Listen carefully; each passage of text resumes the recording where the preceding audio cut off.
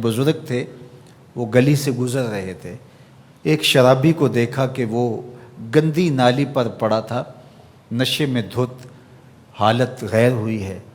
انسانی ناطے اس پر ترس آیا، اس کو وہاں سے اٹھایا، اس کا منہ دھویا اور اس کے گھر چھوڑ آئے۔ خیرات ہوئی، سحری کے وقت، تہجد کے وقت وہ مسجد میں گئے، وہ بزرگ جیسا ان کی عادت تھی، تو دیکھا کہ ان سے پہلے آج کوئی شخص تہجد کے مصلی پہ بیٹھا ہے اور نوافل ادا کر رہا ہے۔ بڑی حیرت ہوئی، دیکھا تو یہ وہی شخص تھا جس کو آج دوپہر کو گندی نالی سے اٹھا کر کے اس کا منہ دھو کر کے ان کے گھر چھوڑ کے آئے تھے۔ تو حیرت سے کہا، بار الہ تیری قدرتوں کے رنگ، یہ آج ہی تو میں نے شراب خانے سے باہر گندی نالی پہ پڑا ہوا دیکھا۔ ہاتف سے آواز آئی، میرے بندے تو نے اس کا منہ دھو دیا تھا، میں نے اس کا دل دھو دیا۔ تو جب کوئی شخص اپنا منہ دھوتا ہے، اپنے ہاتھ دھوتا ہے، تو اللہ اس کے گناہ دھو ڈالتا ہے۔ تو یہ نصف الایمان ہے، یہ آدھا ایمان ہے۔ ہمارے دین نے ہمیں صفائی کا، ستھرائی کا، پاکیزگی کا، عفت کا، پاک دامنی کا حکم دیا ہے۔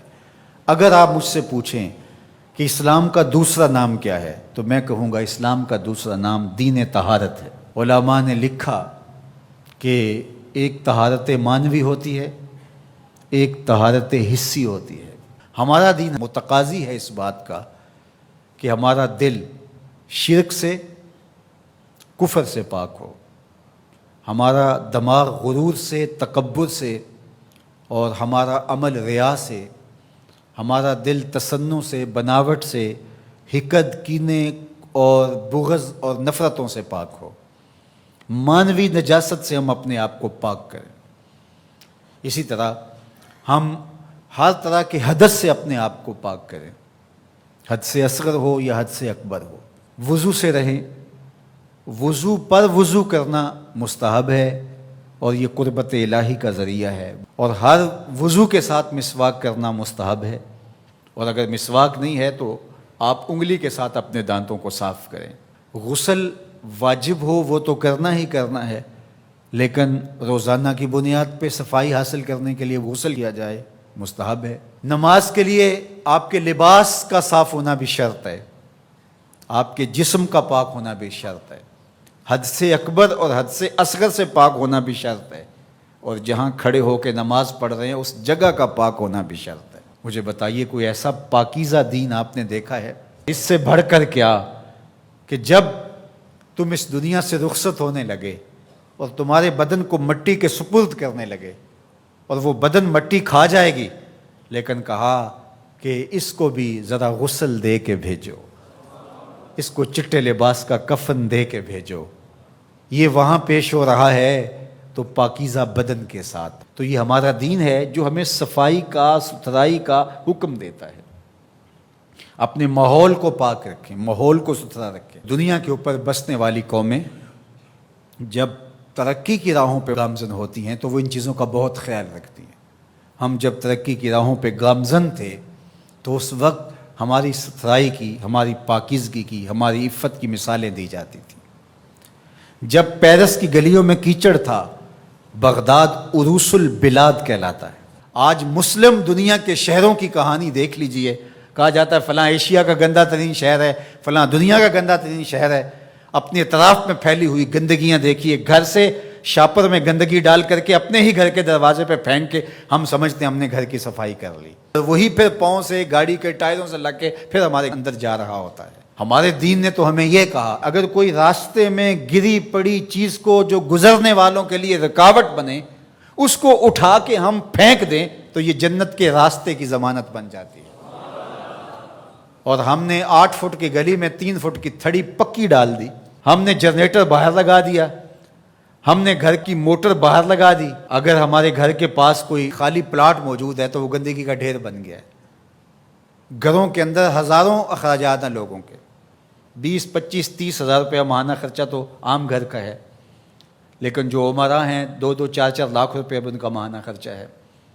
تو جہاں اتنا خرچہ ہر بندہ اپنے گھر میں کر رہا ہے، تو صرف 1-1 ہزار روپیہ ڈال کر کے اپنی گلی کی صفائی کا اہتمام نہیں کر سکتا؟ اپنے چھوٹے سے محلے کی صفائی کا اہتمام نہیں کر سکتا؟ اگر وہ کر لے تو 1,000 روپے اس کو بجلی کا بل بچ جائے، وہ جو روز دھوتا ہے اپنے گھر کو اور یہی گندگی پاؤں سے لگ کے اندر جا رہی ہوتی ہے، اگر محلہ صاف ہوگا تو یہ نہیں جائے گی، اس کا اپنا فائدہ ہے، اس کا 1,000 روپیہ پھر بھی بچ جائے گا۔ لیکن ہم اس کو کرنے کے لیے تیار نہیں، اپنے گھر کو صاف کر لیا اور باہر گندگی ڈال دی، اور دوسرے نے بھی اپنے گھر کو صاف کر لیا، باہر گندگی ڈال دی، راستے کے اندر گاڑی کھڑی کر دینا، چلتے راہ کے اندر ریت مٹی پھینک دینا، اور پھر 2 دن اس کو اٹھانا ہی نہ، لوگ اذیت سے گزرتے، کوئی بات نہیں۔ کس طرح کا معاشرہ بن گیا ہوا ہے؟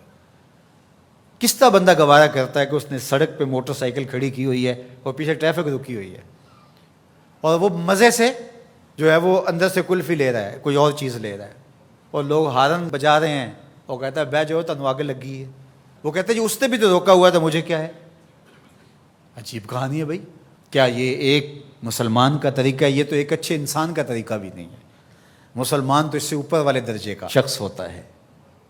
اچھا انسان ہونا بہت بڑی بات ہے، اچھا مسلمان ہونا تو اس سے بڑی بات ہے۔